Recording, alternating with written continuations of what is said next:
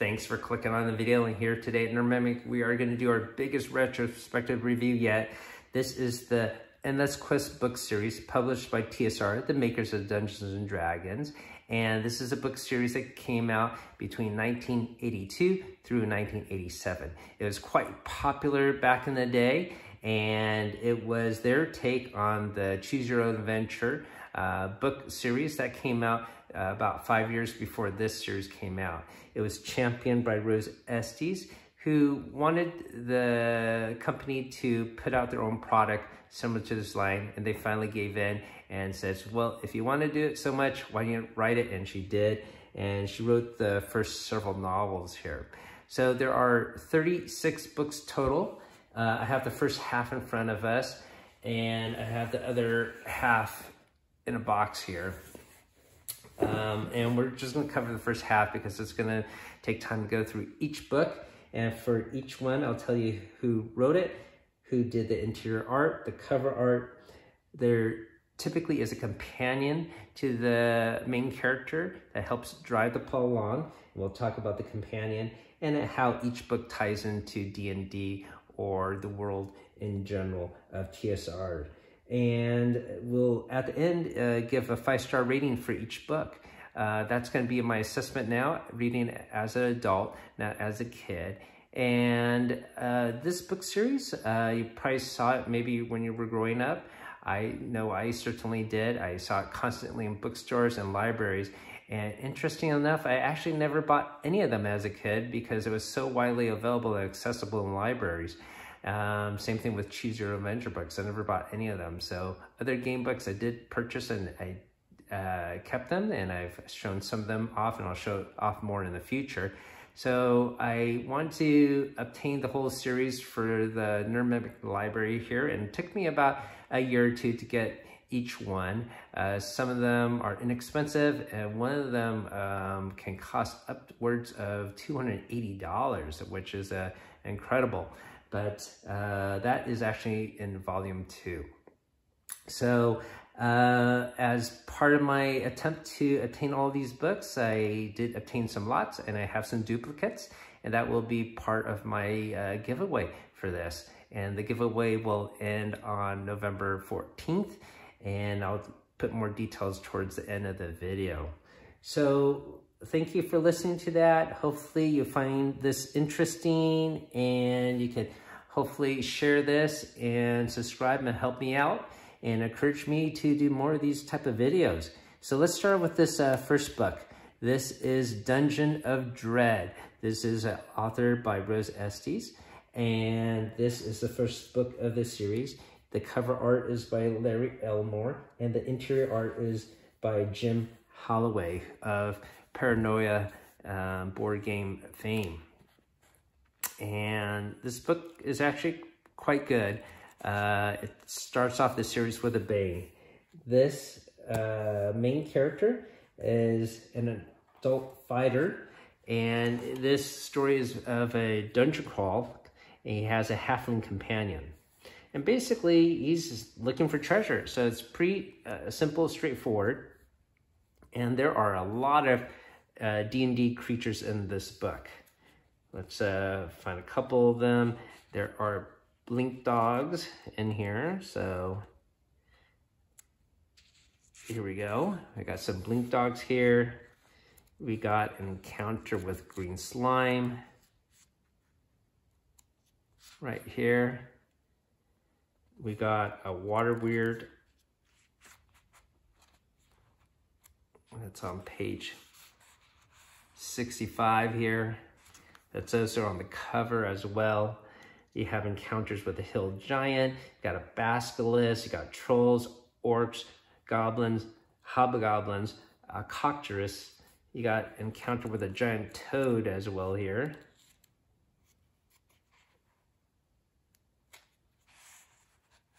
Nice picture of that. You even got a troll, gargoyles. You even got an encounter with a black pudding. So a lot of classic D&D monsters within this book. Here's the black pudding, the ooze monster.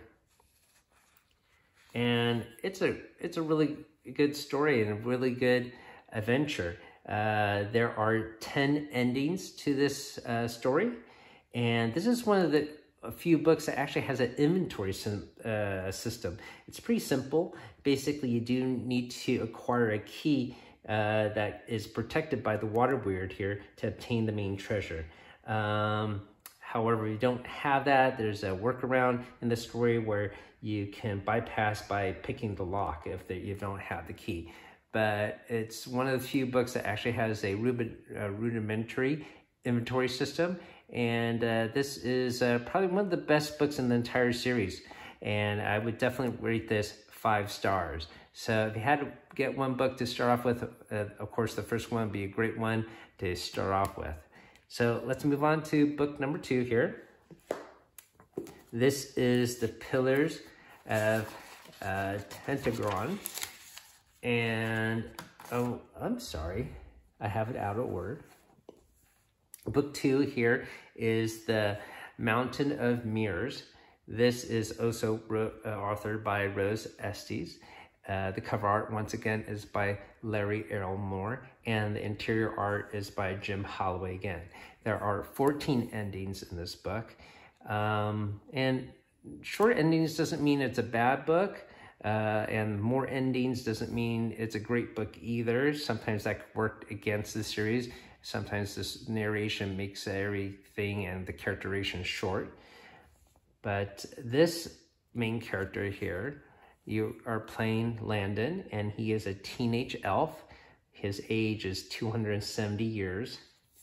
His main companion is a talking blink lynx, and he's quite funny. This, instead of a dungeon crawl, is more of an outdoor adventure, and there are some encounters within the cave as well. So you can see here, you got a frost giant and a white giant that you encounter. There is also an ogre here, and that's depicted right here. So this story, basically, you are sent by your town council to see why the supplies are not reaching the town, and they send you off to do investigation as a teenage elf. Of course, that would be the logical choice, right? To send a teenager to do this. But once again, this is a kid's story, and it's okay. I would say this is an average adventure, 3 stars. And there's actually not too much to it than the monsters I told you about. And so I would rate this book 3 stars. It's really average. There's nothing special about it, but nothing bad about it either. So let's move on to book 3. So book 3 is The Pill of Pentagon, authored by Rose Estes again. Cover art, once again, by Larry Elmore. Interior art is by someone different now, Harry Quinn, and this has 10 endings. You are basically a young villager here, Jaime, or Jamie, and it doesn't specify if you're male or female necessarily, but in the artwork, the art shows a male character, and this is the only book in the series to actually have a sequel, and in the sequel you are more designated a male gender. So your character here is a villager, and you are almost like a druid-like class, and you have a talking owl and fox as a companion. In this story, you are basically trying to warn a group of adventurers about some goblins that you heard about, and one of these adventurers actually turns out to be the king of Pentagon, and he's accompanied by a fighter and an elf and a thief, and basically it's sort of almost like you're guiding this party.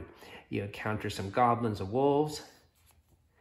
There's also a notable encounter here with a skeleton over here. So that's pretty much it as far as creatures. This has more magic in it, which makes it interesting. You encounter a cube of force, a ring of spell turning. there's an amulet of power, and there's a potion of invisibility. So I would rate this story only about 2 stars. I think the main issue I have with this is it's a little bit unbelievable that you are this young villager guiding this experienced group of adventurers and heroes, and you go through some a little bit ridiculous situations with them. So I could understand why it's written that way to appeal to kids, but reading it as an adult now, it's a little bit odd. So once again, the main claim of fame of this book is there is a direct sequel to this, and that's book 6, and we'll talk about that in a bit. So let's move on. So book 4 here is The Return to Brookmir. This is authored by Rose Estes again. Cover art, once again, by Larry Elmore. Interior art is by Timothy Truman, and this has 12 endings. In this book, you're playing a elven fighter, a prince, and your companion is actually a talking amulet, which is pretty interesting. And this is more of your standard dungeon crawl story, where you're trying to recover your father's treasure, the king's treasure. So this has a lot of encounters in it. There is a were-rat here. Pretty cool drawing. There's some gnolls. There's a salamander. You got orcs, goblins, hobgoblins, and kobolds within the story. There is a giant weasel that you can talk to. That is a former pet of a hill giant. There is a gelatinous cube, which is the most interesting here. That's the only gelatinous cube in the entire series. And I guess I should also point out, I've never encountered a mimic in any of these books. So that's a little disappointment. Maybe I missed it, and if you know of a mimic within these Endless Quest books, please point it out to me. But yes, here is a gelatinous cube. So this is the only one I know about in the entire series. So that's pretty cool to see. So I would rate this 4 stars. It's a pretty fun read. It's makes sense, and I think it's also enjoyable reading it as an adult. Pretty cool adventure to be had. So that's book 4. Book 5 here is The Revolt of the Dwares. This is authored by Rose Estes. Cover art, Larry Elmore, and interior art, once again, is by Jim Holloway. This has a lot of endings in it. It has 23 endings. So in this story, you are playing a young kid. You're a map maker's son. You have a pet named Wolfie, so that gives you an idea how young you are. In fact, in the art, you are shorter than the doors that you counter, so you're a really young child here. And this is basically an outdoor adventure. You do have some encounters in a mountain cave and in city. And basically, your parents have been kidnapped by rebel Dwares about mining rights. There are not too many creatures in this story. This is more of an interaction with the Dwares. But you do encounter a pixie here. There's also a dryad. This is a pretty generic fantasy story. There is one dragon in there, but once again, none of these stories really tie into any of the campaign worlds like Forgotten Realms or Greyhawk. And so this is sort of a generic fantasy story and more of a, I guess, a political story rather than an actual adventure. So not too great. I would rate this only 2 stars. I think the problem is your character is so young, you're more of a spectator than an active participant. So that is book 5. We are gonna move on to book 6 here. This, once again, is a sequel to book 3. This is The Revenge of the Rainbow Dragons. This has, once again, authored by Rose Estes. Cover art is by Jeff Easley, and interior art is by Harry Quinn. This has 21 endings. So in this story, once again, you are this villager who is now has become a wizard's apprentice to King pentagram. And once again, your sex wasn't detailed in the first book, but here you're clearly male. You still have the talking fox and owl as companions.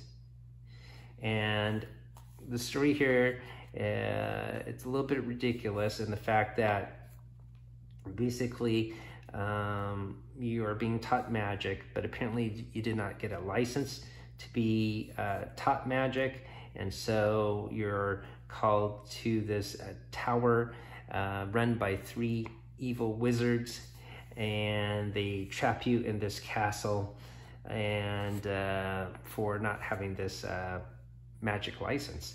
And so so you gotta escape from these 3 evil wizards. You encounter a rainbow dragon. You have some myconoids that you encounter here. Let me see if I can find the page art. Here you go.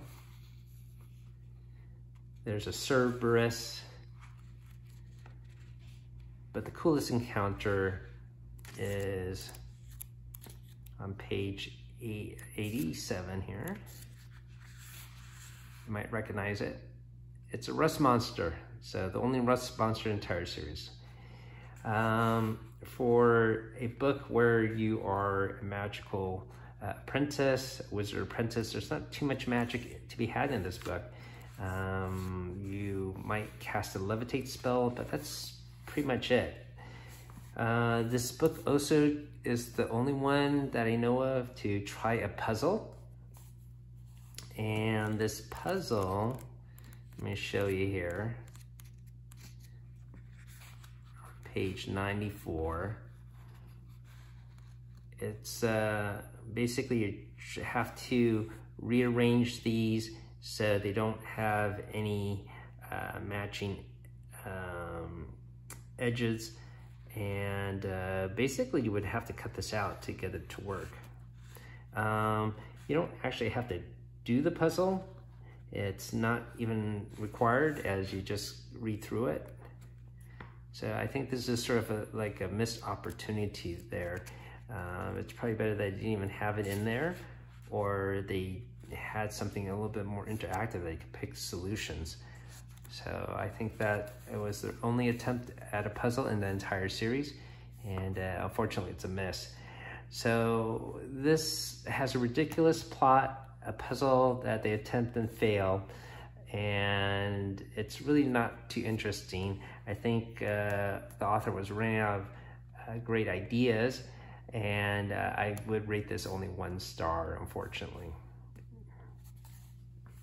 All right, so we're gonna move on to book 7 here. And this is interesting in the fact that it's not fantasy related at all. This is called The Hero Washington Square. This is by, once again, Rose Estes. Cover art is by Larry Elmore. Oh, it says Larry Elmore, but it looks like the author here says Esley. Let's see. Yeah, that's interesting. It says cover art by Elmore, but the file here, you can see it's signed by Jeff Esley. So I don't know if that's a misprint in the book, but strange. The interior art is by Timothy Truman, and this has a lot of endings, 38 endings in total. So just very quickly about that, because there's so many endings, the adventure does feel quite short, because which pathway you go, it does dead end pretty quickly. In this story, you're playing a 13-year-old son of a secret agent handler, and this is basically a spy story and part of the top secret RPG series that TSR created. So you are a school age child, and you have some friends, a friend named Pigeon, Mary, and another one called Bangle Ben. And basically you're in New York City having an adventure. The story is someone has found some irradiated diamonds, and gives them to you to hide. And so you and your friends are hunted, and there's a lot of scenes of you being chased, and you have to make choices where to hide and where to go. There's not anything that necessarily ties this into Top Secret. There's no organization they mention or Agent 13 or anything like that. And so the other thing wrong about this book, the interior art, it's pretty basic. It's pretty bad, actually. I'll give you an example here.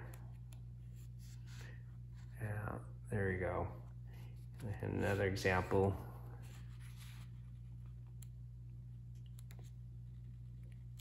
Maybe here. So, really basic art. Because of the actual outdoor adventure and the choices being chased and whatnot, it does make for fun gameplay that way. So I would put this book somewhere in the middle at 3 stars. So let's move on to book 8 here. This is the Villains of Avernus. This is part of the TSR Star Frontiers RPG world, and not D&D fantasy related at all. And this is authored by Gene Brashfield. The cover art is by Larry Elmore, and the interior art is by Jim Rosefield.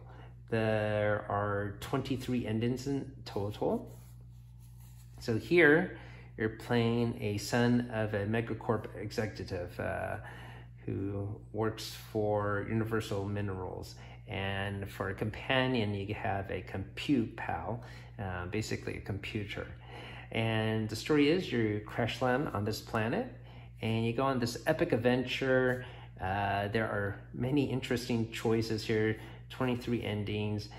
You could get kidnapped, you could encounter a time machine, you encounter pirates. So this book is sort of cool to get you introduced to the Star Frontiers world. There are 4 main core races in this RPG world. First one being, of course, human. The next would be these Vross, which are these 8-legged creatures here. You have these ooze-type creatures, Dralicites. You could sort of see that over there. And you have these Yarians, which are simians with arms, with sort of webbing underneath, and you can sort of see him in the corner there. You do encounter other creatures within the Star Frontiers world. Most notably would be this deadly creature called Quick Death. He's depicted over here. You have another alien here that's a Deski. Or a Destaki, sorry. And so this is a pretty fun adventure, and I think it really draws you into the world. They also detail some of the weaponry used within the RPG. You got stun sticks, you got sonic stunners, you got doze grenades. So I rate this 5 stars. So it's pretty enjoyable to read this as an adult. All right, so let's move on to the next book here. And that's book 9. So this is, once again, going back to Top Secret. It's a spy story, modern day setting. This is authored by Mike Carr, cover art by Larry Elmore, and the interior art is by Vernon Posey.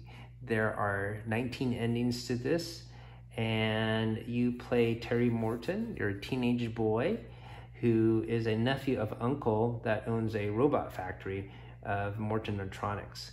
Your companion is a dog named Rusty, and you got a friend named Dennis that is along with you.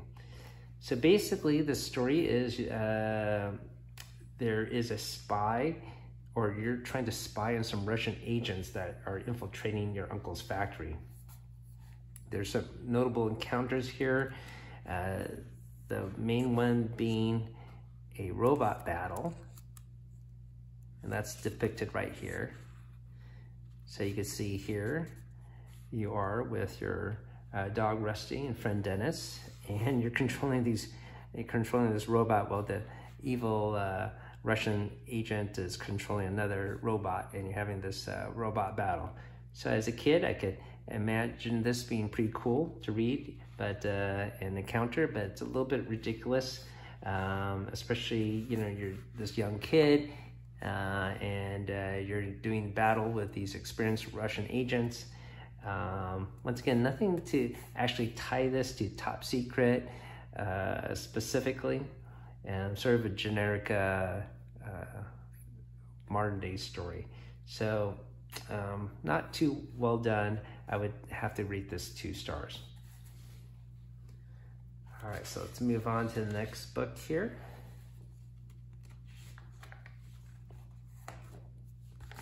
All right, so this is the Circus of Fear, and we're going back to the fantasy world. This is written by Rose Estes. The cover art is by Keith Parkinson, so he's a fantastic artist. I always enjoy his artwork. And interior art is by Kevin Nichols. There are 26 endings to this story, and this story is notable because you play a girl this time. This is one of the few books where you actually play a female character. So your character, Layla, is an orphan, and you have a friend, Petra, who is a boy.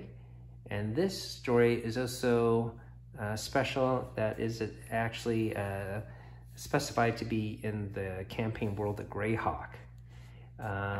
So you basically discover a plot by your, well, you're orphan, you're basically being raised in this circus, and you discover a plot that the circus leader, Bombax, who's an illusionist, plans to overtake the town or the province, and you are held to work for this circus leader. And it's a little bit ridiculous that this circus leader wants to rule the whole world of Greyhawk, but anyways, that's the story. So this story does have a lot of creatures in it. And going back to like book 1, there are a lot of creatures in this book. Let's flip and show you here. You got some mastodons here. You got Pegasus. You got doppelgangers. Let's see, where's doppelganger? That's 37. You encounter blink dogs. You got displacer beasts. You got Carterwall, which is a blue light creature that's in the first Fiend folio, so that's an interesting encounter. You got an owlbear here.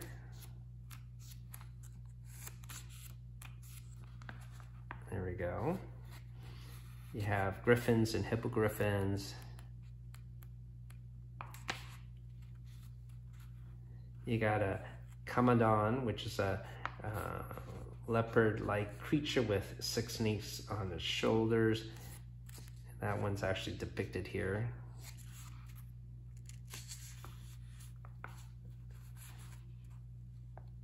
There we go. You got crab folk that work the circus. You got a lurker in the story that they sort of use as a net. So many different creatures to be had and encountered in here. Despite its ridiculous plot of this circus leader trying to rule the region of Greyhawk, it's actually pretty fun.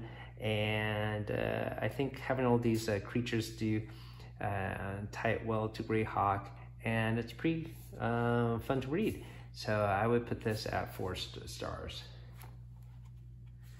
So let's move on to the next one here. And that is the Spell of Winter Wizard. So this is authored by Linda Laurie.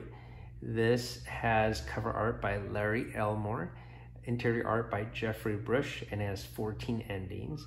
In this story, you play Omina. You are a stepchild of a wizard of Eternal Spring, and once again, you're actually a female character in the story. So the story is you're supposed to cure and rescue your stepfather from the Winter Wizard. Your companion is a cat, And this is basically outdoor adventure, and there's a wide variety of different paths to take. You encounter some orcs. You have a Luna moth that can sort of be a companion, depending on which path you take. I don't know if you can see the moth on her shoulder there. You got a frost giant here. You got a white dragon. You got Pegasus. You also can ride a unicorn here. So they have, you encounter also some orcs, and there's also a hag in this story.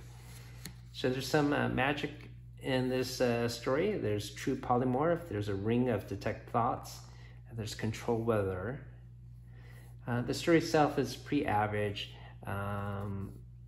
The different paths are standard, nothing mind-blowing. So I put this, but it's not a bad read either. So I put this at 3 stars. All right, now here is the only Gamma World book. This is book 12, Light on Quest Mountain.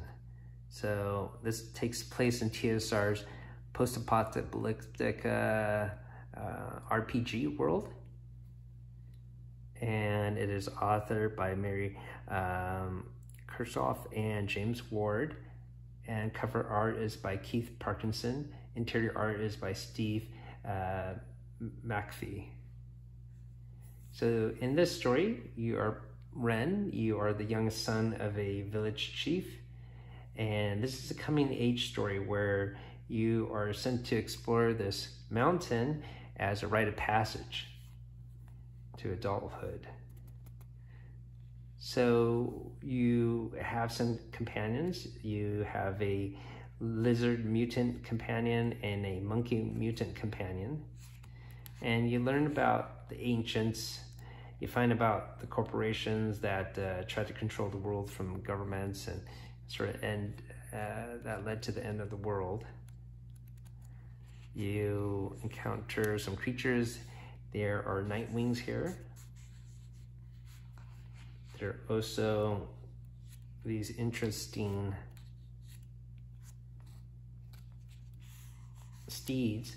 These are pentos. These are cactus-like plants. They're shaped like horses. Sort of bizarre. And the light from inside the mountain is that you're trying to investigate. Is where some pre-fall robots will work at a factory. So it's interesting to learn about the Gamma world through this book.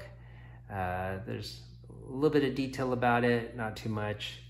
It's nothing bad about the book, but nothing great either.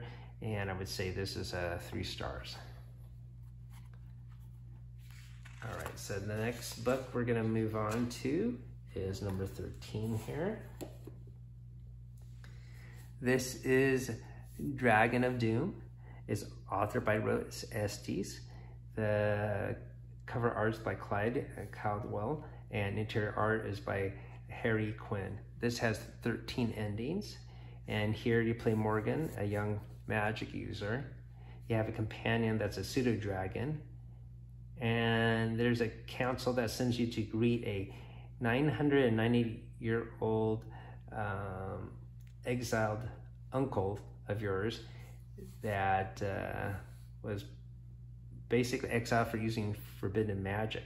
And his exile ends, and you're supposed to greet him. And part of his exile, he did have a ring of wishes, and you're supposed to return this back to him. But does that sound like a good idea? Probably not. If you're exiled for millennia, I don't know, you'd be happy to return. And so, yeah, this uncle, he's upset. He wants revenge. And so he's trying to summon a black dragon to sort of end the world.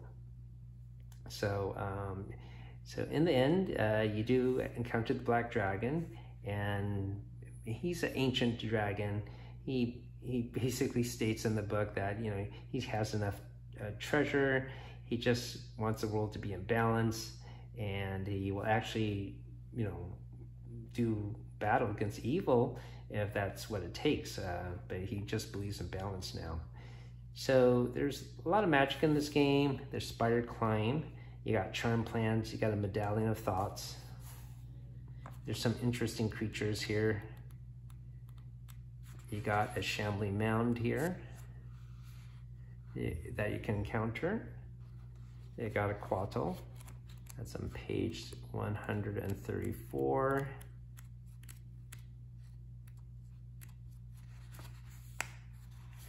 There you go. And so this is okay book.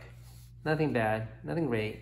I would rate just 3 stars. And this is going to be actually one of our free giveaways, as I have another copy here, and they're both, you know, pretty new condition. They're probably look identical to me. So anyways, I have a spare copy of this, and then this will be part of the giveaway. So let's move on to book 14 here. So this is Raid on Nightmare Castle. This is authored by Catherine McGuire, cover art by Jeff Aisley, interior art by Jim Holloway, and this has 20 endings. In this story, you play a young orphan male. You are raised by elves, and the elven leader has been captured by an evil warlord. And so this is sort of an outdoor adventure. Your class is a cleric, and your companion is a tailspin, a talking hawk. So here you encounter some orcs. You have a notable encounter with a giant spider here. There you go. You do encounter a red dragon as well.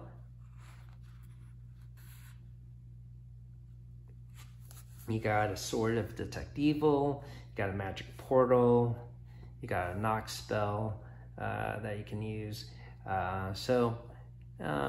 Pretty cool story. Nothing bad about it, nothing great either. I would say it's a 3 stars. This also, I have a duplicate copy and relatively new condition. They both are. Okay, and so this will be part of the giveaway as well. So nice new copy to have, to be shared with yourself or loved ones. All right, so let's move on to book 15. So this is Under Dragon's Wing. This is authored by John Kendall, cover art by Larry Elmore, interior art by Sam Granger. This has 17 endings.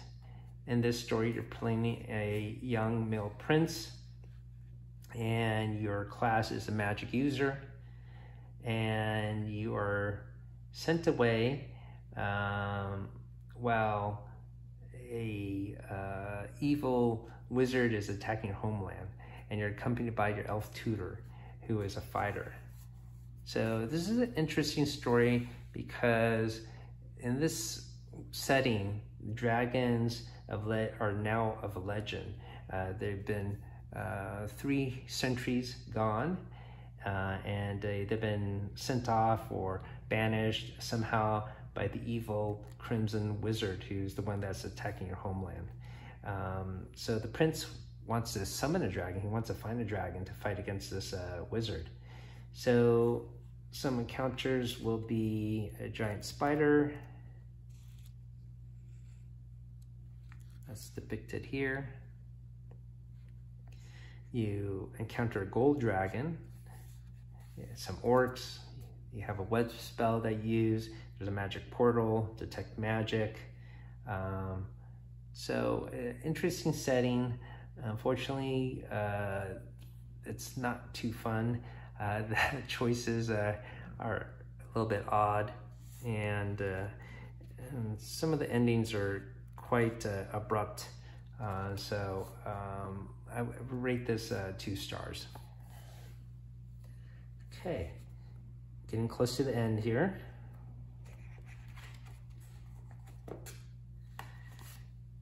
So this is book 16. This is the Dragons Ransom. This is authored by Laura French, cover art by Clyde Caldwell, and interior art by Doug Chaffee. This has 19 endings. And in this story, you play a young male cleric. And here you're leading a party that includes a fighter, a magic user, and a thief. And this is an outdoor adventure. And your goal is basically to get some treasure to pay tribute to this gold dragon that lives in the region. So some notable counters is with a werewolf here. There we go. You got a giant ape. You got a troll. There's a troll. Classic cliche on a bridge. Got some nixies. There's an orc and hobgoblins. You can cast cure light spells, detect evil, command. Some of your magic user casts burning hands. I guess one knock against this book is the fighter. He speaks in one-word syllables, almost like a caveman. So it plays up to that dumb fighter cliche, unfortunately. That being said, I do think this book is quite fun to read. Basically leading this party adventures, and you really do feel like you're taking part in Dungeons and Dragons. So I actually rate this 5 stars. It's pretty well done and pretty fun to be had. Okay, we're gonna go on to book 17 here. This is Captive Planet, and this is, I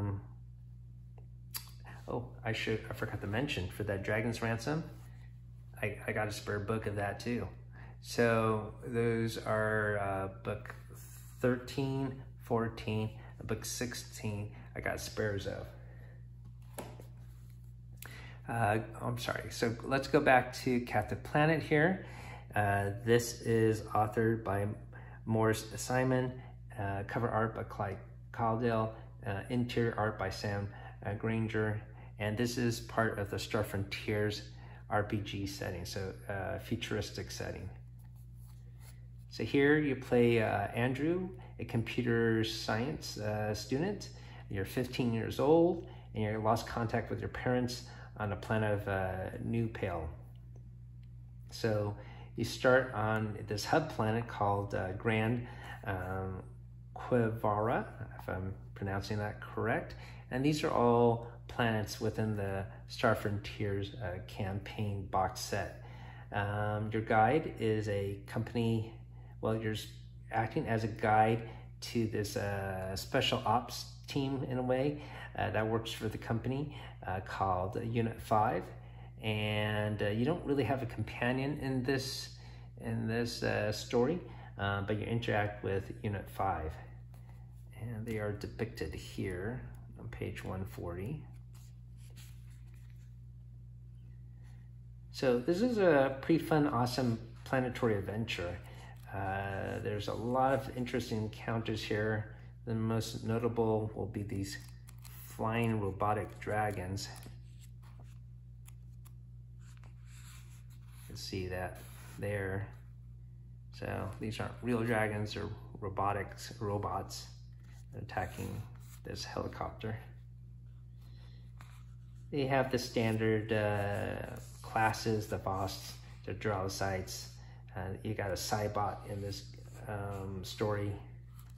There's a lot of dinosaurs in here, as this new pole planet is sort of a prehistoric in nature and a planet more for food production, and they're trying to find out what's going on here, why they have lost contact with this planet, and the company wants to maintain their supply chain.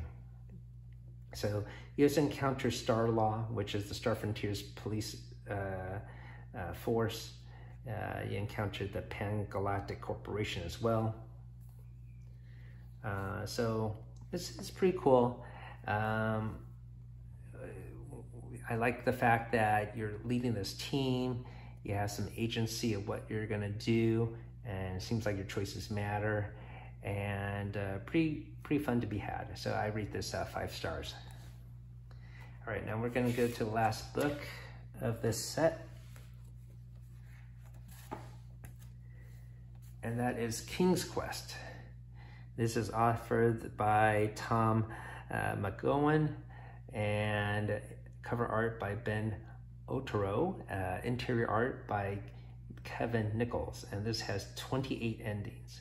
In this story, you play Sparrow, a 12-year-old orphan named who is a juggler, and you're accompanied by your 17-year-old brother. And you have a dying ancestor to King Farad that you encounter, and he's trying to recover the lost bones of his king ancestor, and to bury them and to recover the treasure that was lost.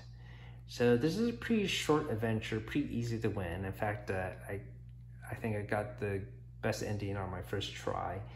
However, that being said, there are interesting creatures to be had. On page 63 here, you have a carrion crawler, which is pretty cool. You got orcs and gnolls. You got a werebear.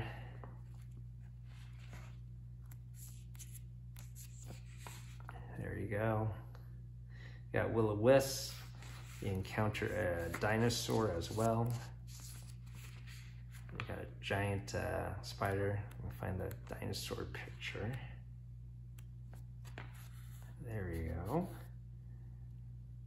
You got an owlbear, and you have a notable encounter with a whole bunch of giant frogs.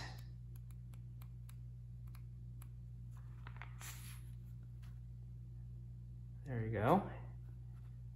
So I think it's pretty well done. Unfortunately, short with the multiple endings. So I think that's a knock against it. So probably average, and I rate this 3 stars. So those are the first set of Endless Quest books. Thank you for listening to my ramblings. I don't know if you've read these books yourself. This is one of my favorite childhood series. If you would like to win any of these books, this set, maybe leave a comment down below of your favorite childhood book series. It doesn't have to be fantasy related, just any book series that you like with it. It's you know, Hardy Boys or whatever you grew up with. Be cool to know what was your favorite. So because this is sort of small and lightweight, I'm gonna open up this contest worldwide. So I know there's a lot of viewers not in the United States for my channel. So if you'd like to partake, please enter a comment and I will ship this at my own cost to you. I will end this contest on November 14th. And so I want to thank everyone for listening to my rambling here. Hopefully you learned something new about these books, and hopefully you could get these books so you can enjoy them yourselves. So everyone, thank you for watching. Have a great time and keep on adventuring out there.